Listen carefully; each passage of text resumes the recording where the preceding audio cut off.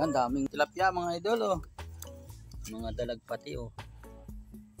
Ay birthday lang po nung aking kapatid yan po. Ang aming junior na kapatid. Birthday po niya ngayon kaya maraming tilapia. Tapos ito po ang manok, tatlo. Yan. Hinihimulan po nung kapatid ko pa rin. Yan. Tatlong manok. Yan, handa po yan mamaya.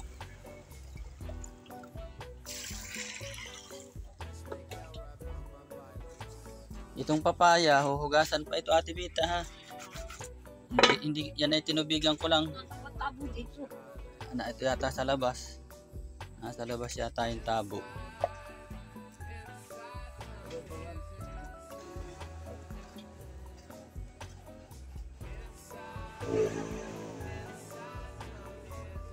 Panlahok sa kwan. Sa lulutuin yan. Pulyo. Ay, lalaki. Laki ng munay. Anong pinagagawa mo dyan? Yan. Dami na. Pawisan na. Pawisan ka na. Kaya nga ay.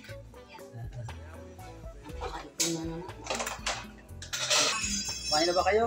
Tutoy? Ha? Ang ginagawa nyo? Ano yan?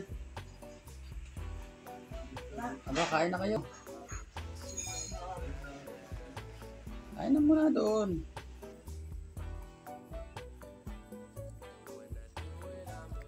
Malalaki na rin eh. Hindi na alis dito yan ay. Laging habol ay patukaan.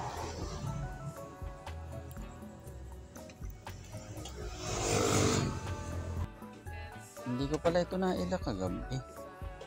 Hindi ko nailak. Bukas ayun. Puro bukas. Kala ko nailak ko. Hindi pala.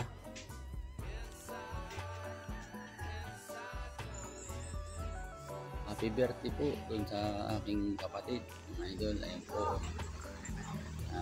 Po kami i-emol-mol po sila ng manok. Mga idol. Yung dalawa.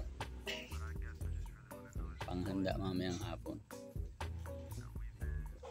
Mainit na naman po ang panahon dito sa amin mga idol. Napakainit na naman panahon.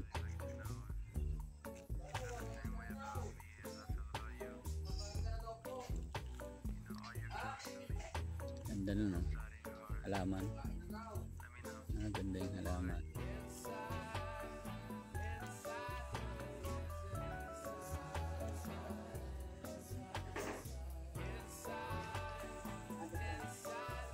Gaga nga yung iba pipiritosin. Dami nito. Dami oh. Lalapad ay. Lalapad. Hindi ko naman tiningnan yun. Hindi ko na tiningnan. Alam kong si Udong ay may dala eh. Mga idol, langis o magpipirito naman ng tilapia.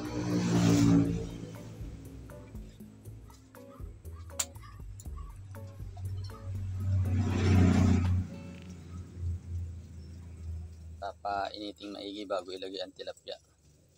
Sarap niyan, dalag. Ayan o. Ayan yung dalag o. Okay. Ayan. Oh. Nasa tabi naman. Oh. Tira mo yung isa.